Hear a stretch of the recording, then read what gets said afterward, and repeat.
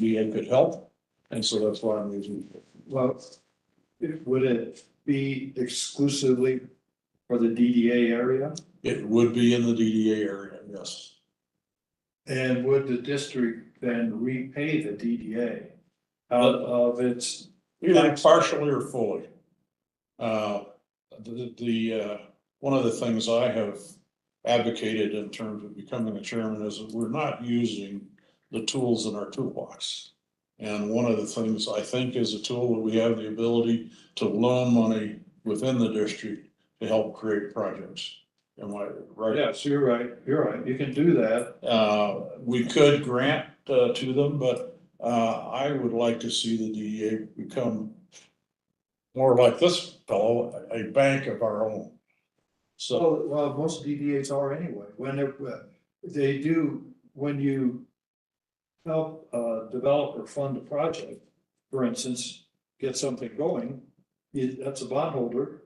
You are agreeing to pay him back for something that he's going to create for the benefit of the DDA. So you are in a, you do that. That's the way you're supposed to operate. okay, so I could go back to the merchants. We're going to have a meeting very soon and say, yes, the DDA, this is within the purview of the DDA. We can help you, of course. And take a vote of the board and then a vote of the board of trustees to approve it too. And they're gonna have to come to the DA board with an extremely detailed plan of whether they want a trash crusher here and a cardboard crusher there, what the delivery times would be, and the projected costs in terms of operational things. And then, so we would be able to say yes or no to their proposal as either a loan or a grant. I don't know of anything, there's nothing in the statute or anything that says you couldn't do that. We have to get the approvals, as you say. And No, this would be a well-vetted project. okay, well, then that would be up to the board, I would think, whether they would want to do something like that and the town board. Our DDA to this point has achieved, ironically, a high cash position, probably better than most of your DDAs. Yeah, Is it better than? better than my two DAs, but they're only two years in, so I would hope that my clients get to a cash position like yours. Well, our cash position is that good because we have not taken on any major projects.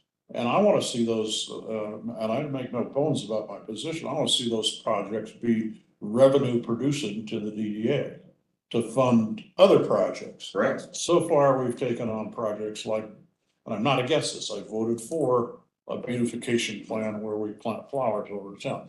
But I don't see this as quite in line with the philosophy of what the statute was set up for, to create projects that are enduring and exceed the life of the DDA. And none of these projects actually do at this point, so. So to address that very specifically, Ron, is I tell my clients now, they don't have a mill levy again, so I'm telling them at least 50% of their funds over their life cycle, at least, if principally more, 60 to 70% of their TIF revenue brought in should go to a project. Okay, because that's what you guys do, is a project and program. Now, beautification's great, placemaking's great, community building is great, and that's where I tell my clients, you can spend some of your programming money. Whereas, those bigger dollar amounts, those should go towards projects that then in turn produce more revenue, that then in turn allow you to do more projects. Well, the bigger projects need more intense management, so we have a conundrum. Our mill levy brings us about 30,000 a year. We need an executive director to coordinate it, and we have a good one. So I am concerned of the concept that we can't take TIP funds and pay for administrative costs. Who says that? No, see, this is where you and I are the same page.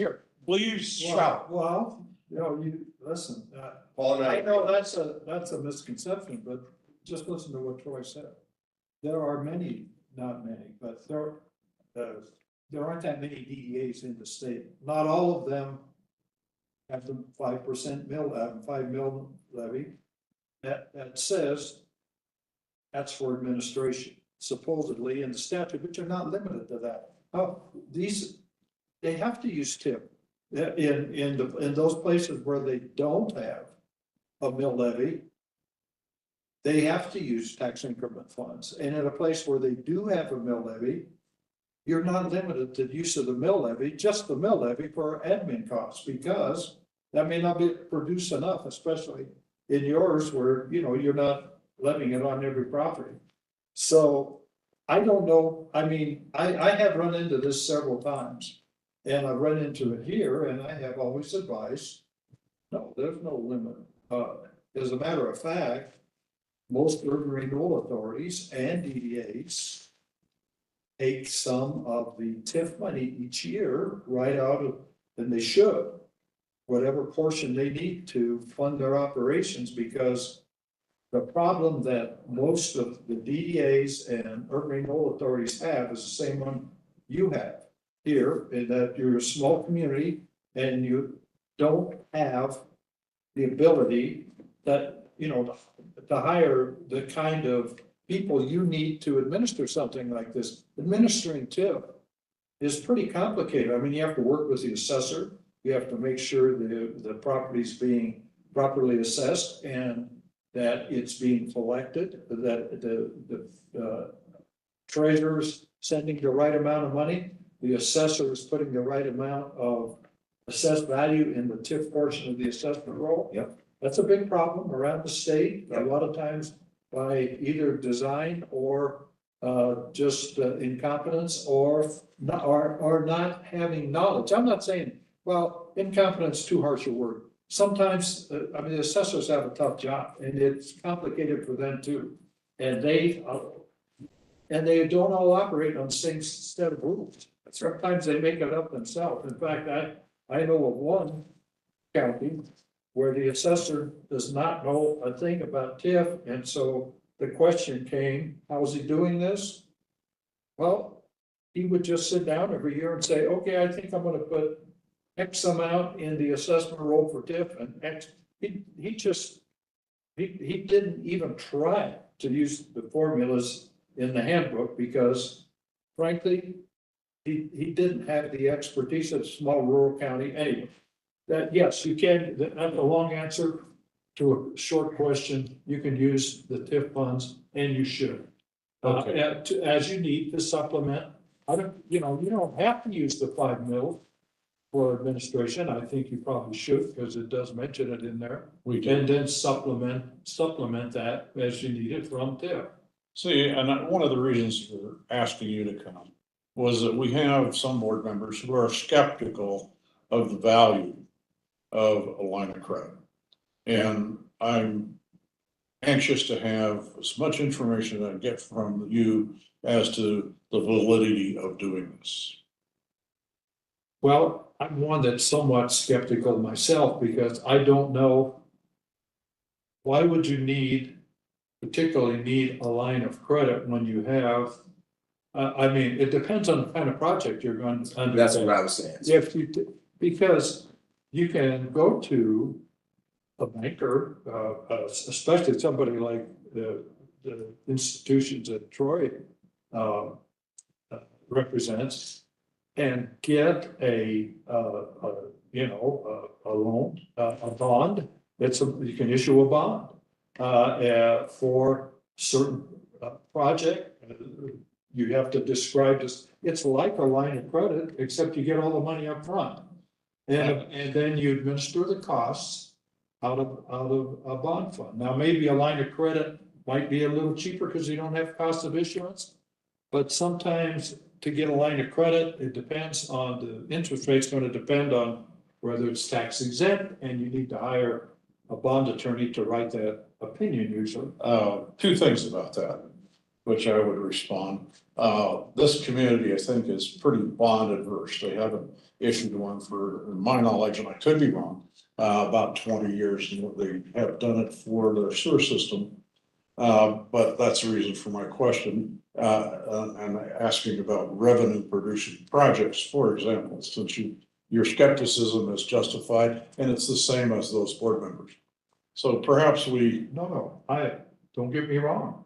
Any type of farm that the DDA does, whether it's a line of credit or whether you're reimbursing the developer, and you expect to, and you're going to get paid back, whether you are, if a person that you contract with, let's just say a developer, want to say, I want to build this facility, I'm short of cash and I need money for sewers, water, sewer, something like that. There's some gap. I need $200,000. So you write a contract with that developer and you say, when you build this, when you get your certificate of occupancy for the tax-paying improvements, we'll start paying it back. Or he can go to his bank and he can pledge your obligation to repay him that $200,000 and get pay the money up front, as Troy was suggesting, and then you just pay him back. And now he's a bondholder. okay, that makes sense. The way the statute is written, these are all revenue bonds. This doesn't pledge. It's not a general pledge of anything. Now you have this cash on hand. And I don't know, I would like to, if you're going to pledge all this cash as security, I'm not sure, I don't know, I'd do it on a contingent basis. If it were me, I'd say, oh, we'll pay you out of the 400,000 that we get every year out of the TIF funds, and we'll only use this for reserves if we need it. And then I don't know what you're gonna use this money for, but maybe there's some. Well, let me give you Cat. example. Okay. Also, it's not brought before the board, but maybe, we have a tremendous parking problem. If the, district and the merchants in the district wanted to create a parking, district or a parking, system, where they had to put out money for signs and software, hardware. And nowadays, the hardware is going away from parking lots, the gates and the kiosks and things, because it's all done by phone. So the project at hand would be a revenue producing project, but it would take a while to get it into position. The consultants and the software and that sort of stuff. It probably costs, let's just say for this town, this is a total guess, so don't take, maybe $100,000. So if This surface parking. surface parking, not a building, I understand Longmont DDA actually did a parking building. I worked on it. So did Works Lubbock. out, and a very successful one. We could probably do that too, but I think it would be in excess of our ability with what we have. So we put up some 100,000 in cash. Let's just say let's go to a building that's gonna cost $4 million. We could pledge the revenue from the building and probably some of the TIF money. And get it accomplished.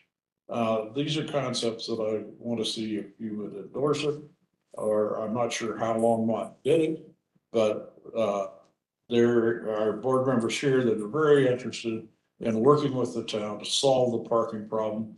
And there's some very excellent consultants out there who've done wonders in major cities. Guy by the name of Donald Shoup, I don't know if you've read his book or not.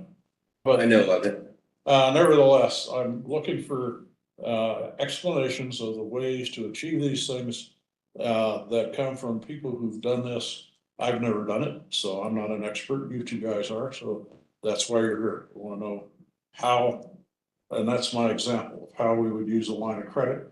Because in terms of the town as a whole, funding any project for the DDA, I don't think it's politically viable in this little community. Okay, well.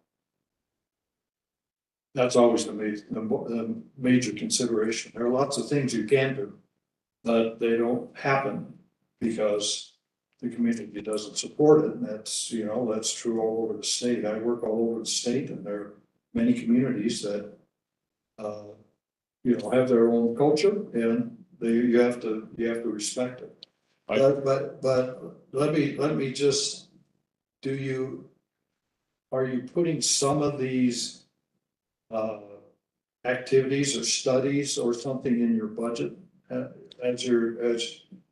see if they're feasible and how it can be done economically? We're just going into our budget studies. We have, I think a work session scheduled. We're gonna start doing that, so, this is very, opportune in terms of this discussion.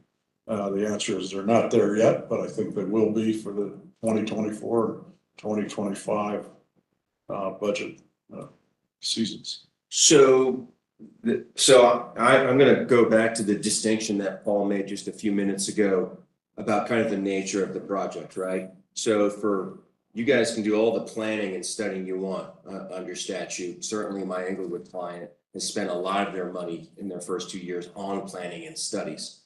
So I think that might be an opportunity to use a line of credit, or you could also use a line of credit to help advance a public benefit related to a project if it's almost immediate, if you could be that last piece of funding to make it happen. But when it comes to like a vertical project of any kind that would be revenue producing for the DDA, you know, you're going to engage the developer in year one. You're not going to have that property producing revenue, let's just call it for at least 3 years until it gets built and then on the tax rolls. 5. Okay, 3 to 5. So that's the perfect answers between an attorney and the banker. I'm going to say 3, he's going to say 5. So with that, to me, I don't want you guys using a line of credit to help advance a project like that. To me, that's more of a reimbursement because you want to hold the developer accountable for producing the income producing property. See, in our case, we've never dealt with a developer at all. I don't think there's an intent to do that. This would be a new concept that would be rolled out before our board. So you're saying here, you're not going to, you know, it's in the statute. I'm just saying, there's a provision in the statute that says you're supposed to engage the private sector to the extent feasible, maximum extent feasible. I'm saying that doesn't mean that you know, it's an absolute requirement, but you're saying in Nederland, you think, and the way the support you can garner is going to be for using the TIF funds, generalized TIF funds that you get to do things like, or things that have more of a public purpose and use rather than depending on private enterprise to produce the TIF revenue. Well, I'm not saying that. I'm saying that's what's been done heretofore, and what you're advocating, I very much. Well, I'm not advocating. Well, it's in the statute. Okay. I am advocating. well, maybe you are, but my job here as your attorney is just to tell you, you know, how it works. And the reason I think there are more urban renewal authorities by far, there are like 64 communities in the state that have urban renewal authorities. And I'm surprised to hear there as many as 20 because I don't think just created one. Yeah, so because they have a little more freedom, and ironically, even though they're much more independent, they work almost exclusively with the private sector. You know, they do have these.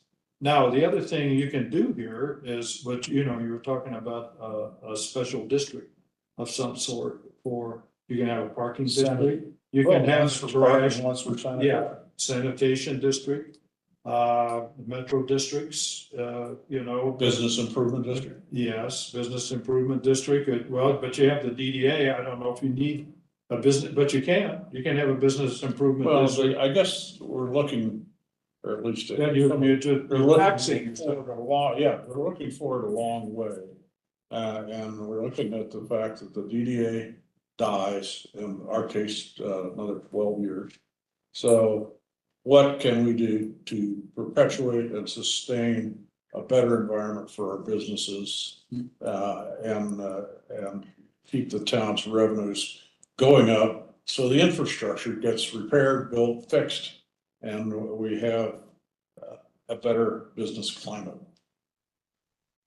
Well, you can extend. Oh, I was gonna, the you're TIF stealing my thunder. for 2 10-year periods. You can go up to 50 years for TIF, for DDA, but it's a little tricky. There would have to be, your base would go up to the current. Right, I You'd understand. start at 0. You start off. And then you'd have to do it again for another 10 years, 2 10-year extensions. Right. But your TIF is not so great after that. So I'm not sure. I know, I think Fort Collins certainly has extended there. So is Grand Junction. And Grand Junction, yeah, interesting. We had a consultant that when the DDA was formed, got everybody together, and the business community raised $25,000 to get the DDA started. And there was discussion of whether or not to do a URA, Urban Renewal Authority, and it was soundly rejected. In retrospect, my opinion was it would have been a much better thing to have done. A lot more controversial politically. It was political, and that's why we didn't do it. There was extreme resistance. I understand. Well, we probably should stick to talking about, what problems you want here rather than philosophize. So you've got 13 years left, right? 12 or 13. 12 or 13 years. 2005. And so someone like me can project what the growth in that valuation over the next 13 years would be.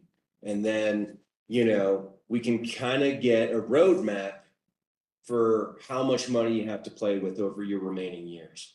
And when someone borrows, either the DDA via the town or the developer uses the revenue stream promised to them to borrow from their bank, 13 years isn't a long time to get a meaningful amount out of a bond issue. Now, I do think, without really directly engaging developers, you're going to be looking, as Paul stated, at projects that provide a public and community benefit that then just enhances your community and perhaps attracts some kind of development over the long term. Because ultimately, without some kind of catalytic development, you're not going to get that huge jump in valuation that would then result in a huge jump in tax increment revenues.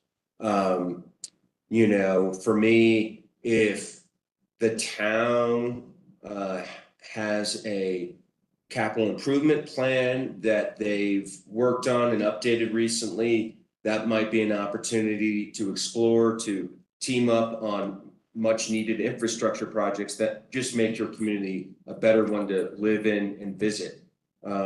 Because 13 years, when you do all kinds of financing math, I get 23 years. With the extensions. No.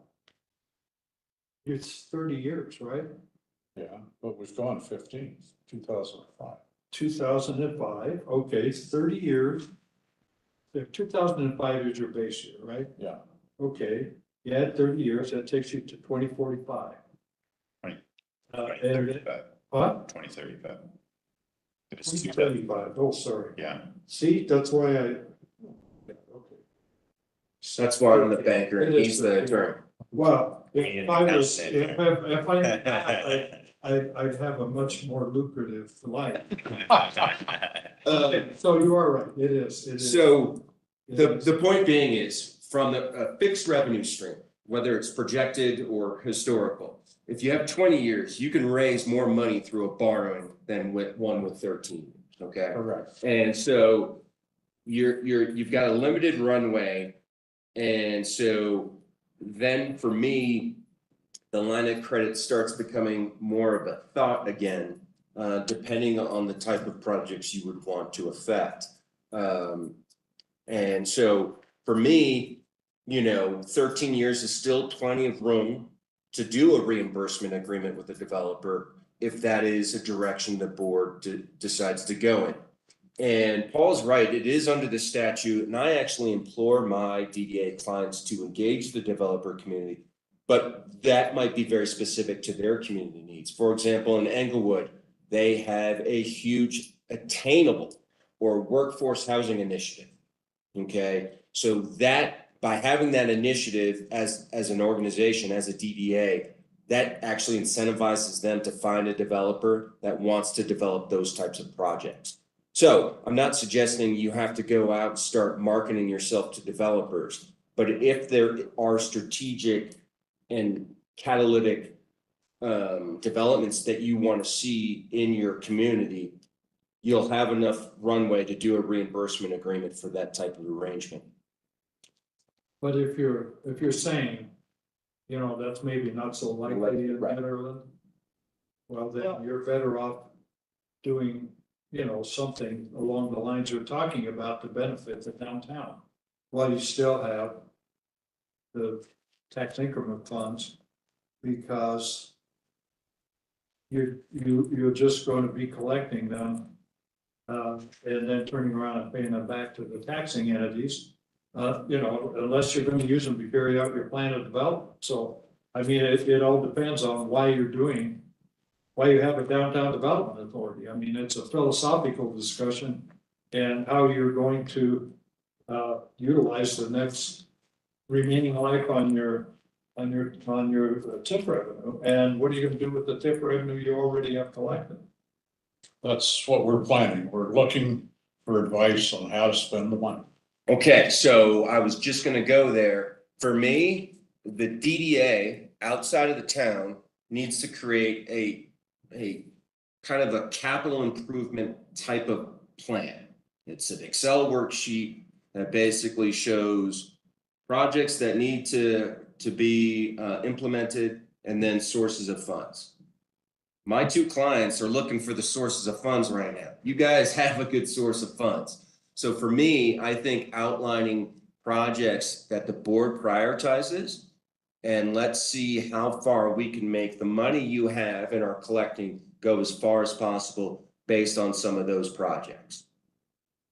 You have to engage it. Of course, because the town's gonna have a pulse on its infrastructure and other types of needs. And that's why I mentioned just a moment ago, if there is a town-based capital improvement plan that's been recently updated, there could be some projects that could be really good partnership opportunities with the town. The sanitation district could be a partnership. The parking sounds like it would stay in-house. So the revenues from that managed parking would come to the DDA. Is that kind of, I know nothing's been decided, but as we're kind of dreaming here. Well, we're hoping if we fund it, that we at least share in the revenue with the town, because it would definitely be a town DDA partnership project. Yes. And possibly a three-way partnership with a developer who wants to see consistency of parking management.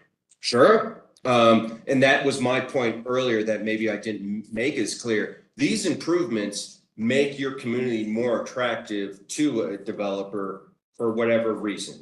Maybe a developer wants to build a new retail restaurant business. Maybe a developer wants to build some townhomes for the workforce. Those kinds of things. For me, the biggest opportunity you guys have with 13 years remaining is partnerships and making your dollars go far on projects that have already been identified and may already have a source or two related to them. That's how you guys are going to make the biggest impact in your remaining 13 years, in my opinion.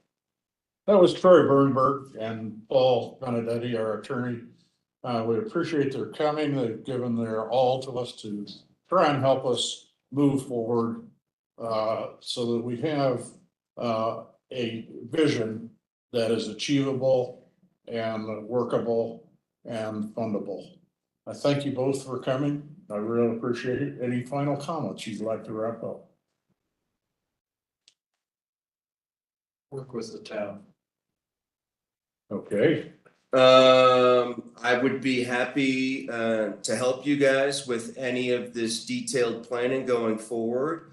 I do think the timing for bringing in some of these perspectives is really well timed because, and it's appropriate because you have 13 years left. And I think ultimately outlining that roadmap now is a really important initiative for your organization. And I would be happy to help you guys along the way. And I'll also agree with Paul, work with the town, find out what projects you can both make a big impact on. And let's make sure that this DDA is as successful as it can be, and it has been for the last 13 years. Thank you for having us. thank you, Troy and Paul. I'm calling the meeting to a close at 58 minutes. And we will publish this and give printed copies to those board members who were not available to be here. Thank you very much, gentlemen.